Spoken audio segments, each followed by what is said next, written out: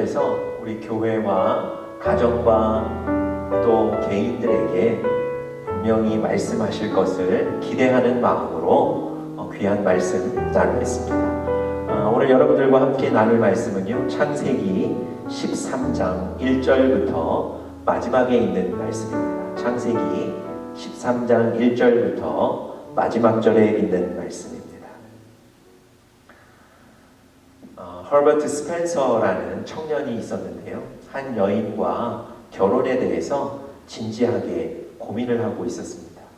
결혼을 해야 할지 말아야 할지 고민 속에 쉽게 결정을 내릴 수가 없었습니다.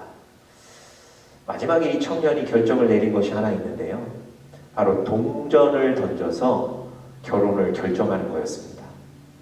동전을 던져서 앞면이 나오면 이 여인과 결혼할 것이고, 동전을 던졌는데 뒷면이 나오면 결혼하지 않을 것이다, 뭐 이런 결정을 내린 거예요. 여러분, 이 두 사람이 서로 사랑하고 있다는 건 주변의 친구들이나 사람들이 다 알 정도로 사실 이 두 사람의 사랑은 확고했는데요, 여러분, 결혼의 어떤 결정의 근거 중에 하나가 확고했음에도 불구하고 그것 믿지 못하고 동전을 던지는 거예요. 여러분, 어떻게 됐을까요? 던졌는데 뒷면이 나왔답니다. 이 여인과 결혼하지 않는 거예요. 여러분, 이 여인이 훗날 조지 엘리엇이라는 영국의 위대한 문학가 중 한 사람이 되었다고 합니다. 여러분, 결혼이라는 건요, 아마 여러분과 제 일생일 때의 가장 큰 결정 중에 하나 아니겠습니까? 그 중요한 결정을 내리실 때 여러분들과 제가 모르겠다, 그냥 하자, 뭐 이러고 결혼하실까요? 아마도 그렇지 않을 겁니다.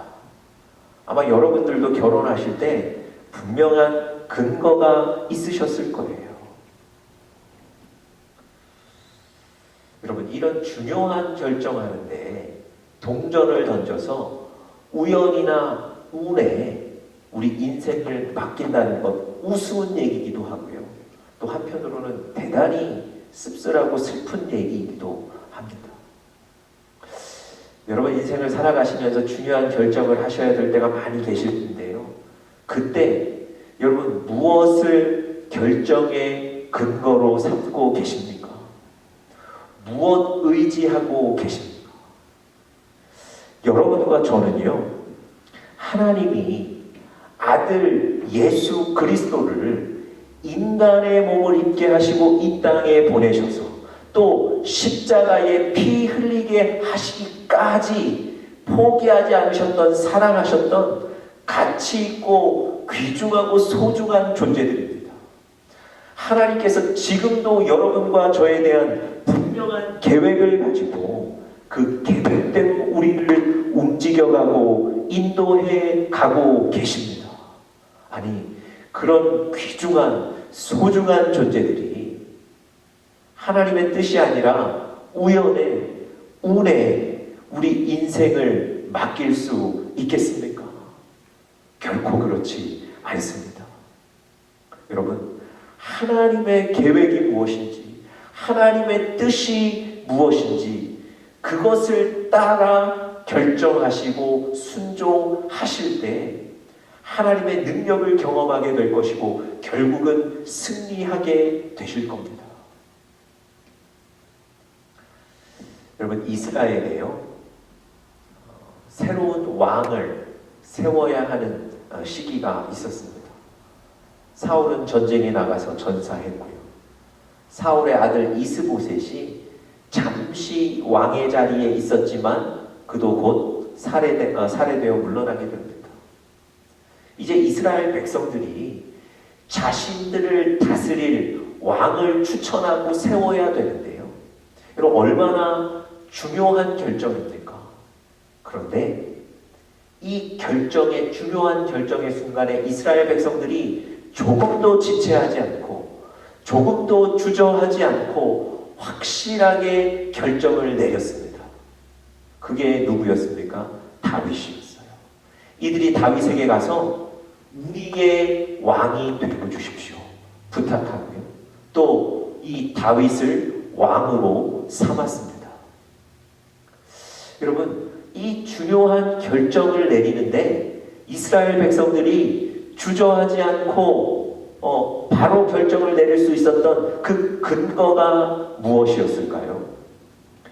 구약성경 사무엘하 5장에 보시면 이스라엘에 새롭게 왕을 세우는 그런 장면이 설명되어 있는데요. 이 5장 본문 속에 이 이스라엘 백성들이 다윗을 왕으로 선택했던 그 근거, 결정의 근거가 잘 나와 있습니다. 사무엘하 5장 2절 보시면요, 이렇게 기록되어 있습니다. 제가 한번 읽어보겠습니다. 여호와께서도 왕에게 말씀하시기를 네가 내 백성 이스라엘의 목자가 되며 네가 이스라엘의 주권자가 되리라 하셨나이다. 여러분, 무슨 얘기입니까? 이스라엘 백성들이 다윗을 이스라엘의 왕으로 결정해서 추천하고 세울 때 조금도 고민하지 않았습니다. 그들이 다윗을 왕으로 세운 근거가 뭡니까? 하나님의 말씀이었어요. 하나님께서 오래전에 다윗 위에 기름 부으시면서 네가 이스라엘의 목자가 될 것이다 약속하시고 선언하셨습니다. 그 하나님의 말씀을 알고 지금도 기억하고 있는 그 이스라엘 백성들이 조금도 망설이지 않고 다윗에게 가서 우리의 왕이 되어 주십시오 얘기하는 겁니다. 여러분, 여러분과 저의 삶에도요, 이 결정의 근거는 바로 하나님의 말씀이어야 합니다. 하나님의 말씀 이외에 다른 것을 결정의 근거로 삼지 마십시오. 하나님의 말씀을 결정의 근거로 삼을 때 여러분과 제가 있는 그곳이 축복의 현장이 될 것입니다. 그런데 여러분들과 제가 자주 실수하고 또 자주 넘어지는 부분이 하나님 말씀 외에 다른 것을 결정의 기준으로 삼고 있다는 거죠. 오늘 여러분들과 함께 볼 이 창세기 13장 말씀에 보시면요, 바로 그런 실수를 하는 사람이 등장합니다. 바로 아브라함의 조카 롯입니다. 여러분, 아브라함은요, 하나님의 분명한 음성을 듣고 자기 고향 땅을 떠나게 됐습니다. 그런데 오늘 본문 1절에 보시면요, 고향 땅을 떠날 때 자기의 재산과 자기의 가족만을 데리고 간 게 아니고요, 그곳에 바로 조카 롯을 포함시켰습니다. 여러분, 왜 조카 롯을 데리고 갔을까요? 성경에 분명한 이유를 직시하고 있지는 않지만 유추해 보건대 이 아브라함이 롯을 사랑했던 거죠. 아브라함이 롯을 신뢰했던 겁니다. 그래서 이 조카 롯을 데리고 떠났던 거예요. 여러분, 이미 그곳을 떠날 때 아브라함에게도 롯에게도 각자의 가축들이 있었고요, 각자의 재산들이 있었습니다. 고향 땅을 떠나 시간이 많이 지나면서 이제 그 가축들이 많이 불어났던 것 같습니다. 그들이 지금 거하고 있는 땅은 양쪽의 모든 가축들을 수용하기에 아마도 부족했던 것 같아요. 그래서 이 아브라함의 가축들을 담당하는 목자와 롯의 가축을 담당하는 목자들끼리 서로 자기 가축들에게 좋은 땅을 주기 위해서 갈등하고 다툼을 많이 일으켰습니다.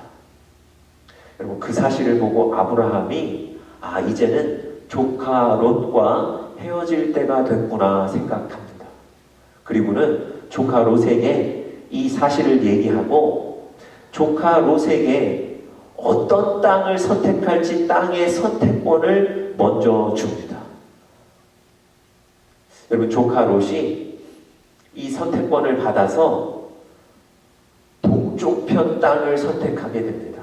소돔과 고모라가 속한 동쪽편 땅을 선택하게 돼요. 여러분, 이 롯이 동쪽편 땅을 선택한 근거가 뭘까요? 오늘 창세기 13장 10절에 보시면 정확하게 그 근거를 이렇게 얘기합니다. 10절 한번 보시죠.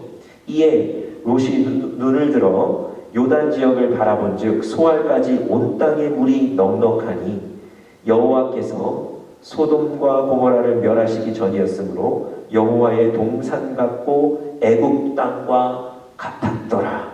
여러분, 무슨 얘기입니까? 높은 곳에 올라가서 어떤 땅이 더 좋은 땅인지를 봤다는 겁니다.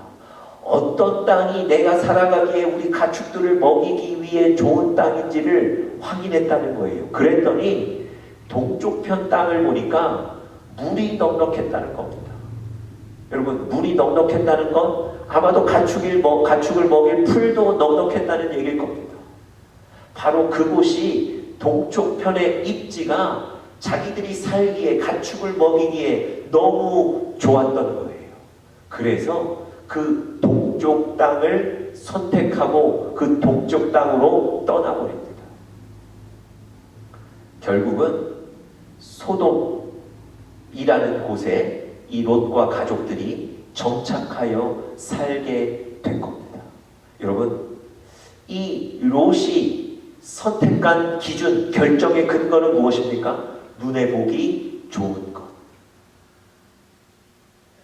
눈에 보기 좋았기 때문에 바로 그 동편 땅을 선택하는 겁니다.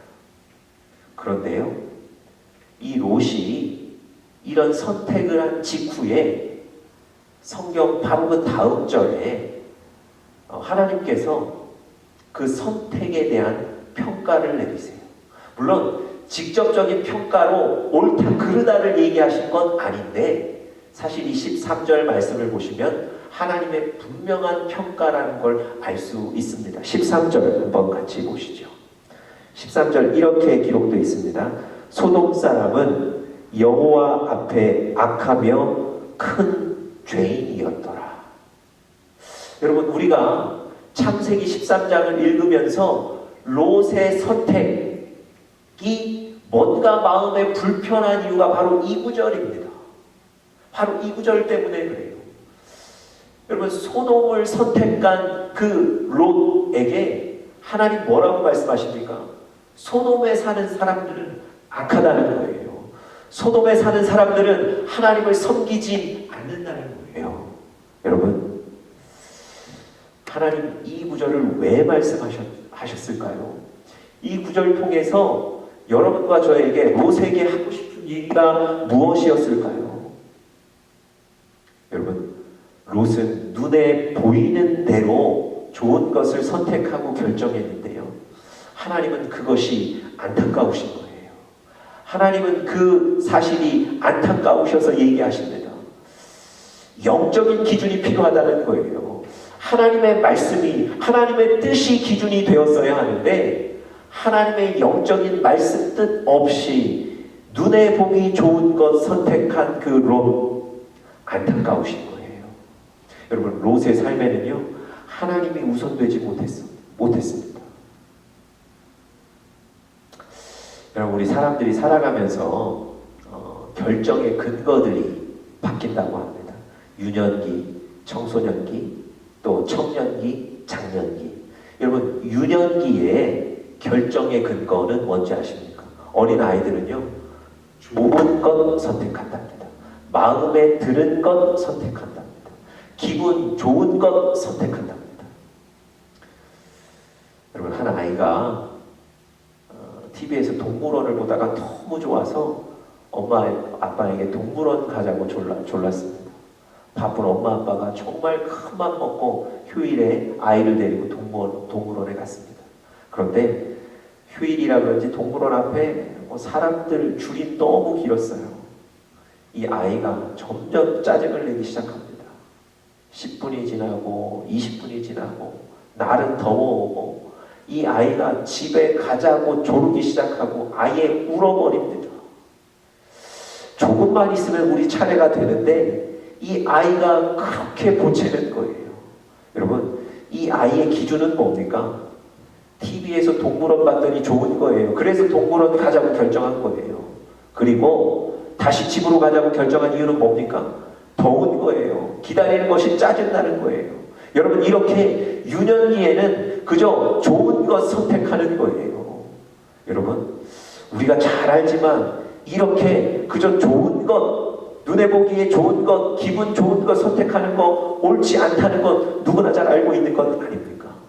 여러분, 롯이 이 선택 이후에 어떤 일을 맞았습니까? 하나님께서 그 소돔과 고모라 땅을 심판하셨어요. 그래서 이 롯이 평생 모은 재산 하나도 갖고 나오지 못하고 목숨만 부지해 나왔던 겁니다. 모든 걸 잃었던 거예요. 여러분, 그에 반해 아브라함은 어떻게 됐을까요? 좋은 땅을 조카 롯에게 양보해준 그 아브라함은 어디 가서 살게 됐을까요? 여러분, 오늘 창세기 13장 18절에 보시면 어디에 정착했는지 잘 설명하고 있는데요. 이렇습니다. 헤브론에 있는 마물의 상수리 수풀에 거했다. 이렇게 설명하고 있습니다.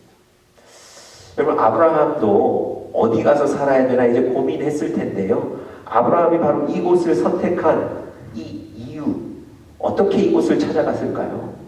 여러분, 조카 롯이 동쪽 땅을 선택하여 떠난 뒤에 하나님께서 아브라함에게 오셔서 말씀하세요.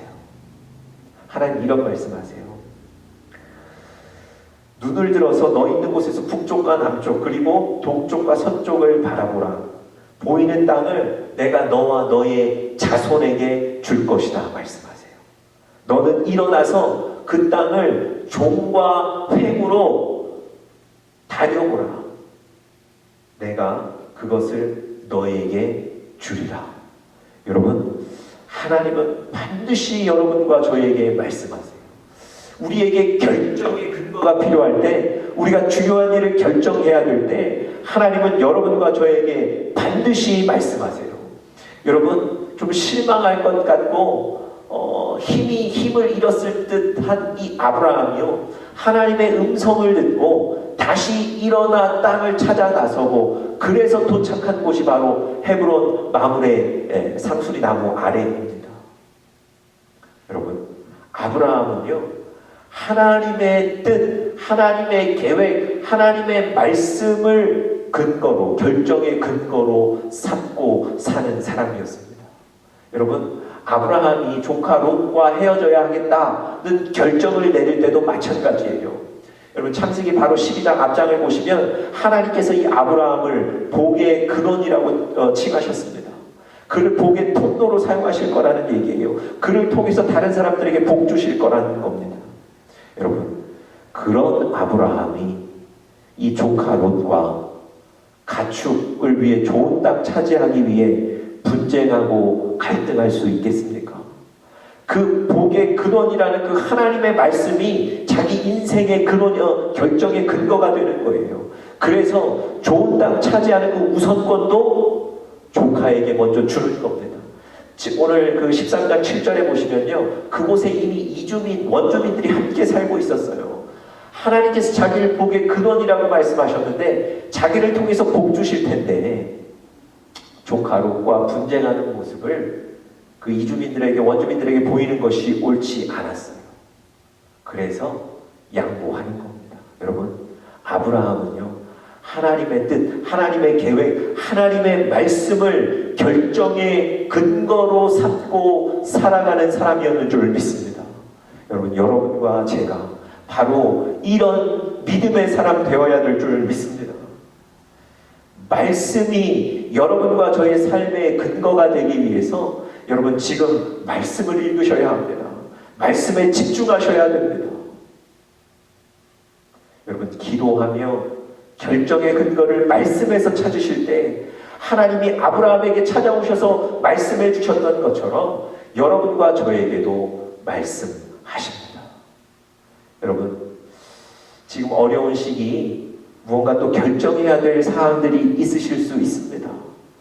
여러분, 다른 결정의 근거들을 바라보지 마시고요, 하나님 바라보시는 말씀을 사모하시는 여러분들과 제가 될 수 있기를 간절히 축복합니다. 무언가 중요한 결정을 내려야 될 때 저와 아내에게는 한 가지 원칙이 있습니다. 바로 하나님의 말씀입니다. 그래서 중요한 결정을 내려야 될 때는 바로 기도하고 각자 말씀 봅니다. 그리고는 서로에게 묻습니다. 오늘은 하나님이 뭐라고 하셔? 여러분, 이 질문이 하나님의 말씀 듣기 전까지는 굉장히 부담스러운 질문이지만 하나님의 분명한 말씀을 확인하고 나서는 너무 기분 좋은 질문입니다. 그리고 그 말씀에 순종하게 됩니다. 하나님은 순종하는 자에게 안전을 허락하신다고 분명히 약속하셨습니다. 여러분, 사람 바라보지 마시고요. 환경들 바라보지 마시고요. 오늘도 하나님의 말씀에 집중하시는 우리 사랑하는 영적인 가족들 되시기를 간절히 축복합니다. 우리 다 같이 기도하겠습니다. 사랑의 하나님, 오늘 아브라함에게 찾아가셔서 결정의 순간에 결정의 근거를 말씀해 주셨던 것처럼 하나님 우리에게도 오셔서 말씀하여 주시옵소서. 하나님, 우리가 연약하여서 아브라함의 조카 롯처럼 하나님 인간적인 눈으로 또 인간적인 마음으로 보기 좋은 것 선택하는 실수를 할 때가 있습니다. 하나님, 우리가 그렇게 우연이나 운에 맡겨질 가치 없는 인생이 아닙니다. 분명히 우리를 향한 하나님의 계획이 있습니다. 그 하나님의 계획을 말씀을 통하여 확인하고 말씀에 순종하여 나아가는, 그래서 축복을 얻는 우리 사랑하는 영적인 가족들 되게 하여 주시옵소서. 감사하며 예수님의 이름으로 간절히 기도드렸습니다. 아멘.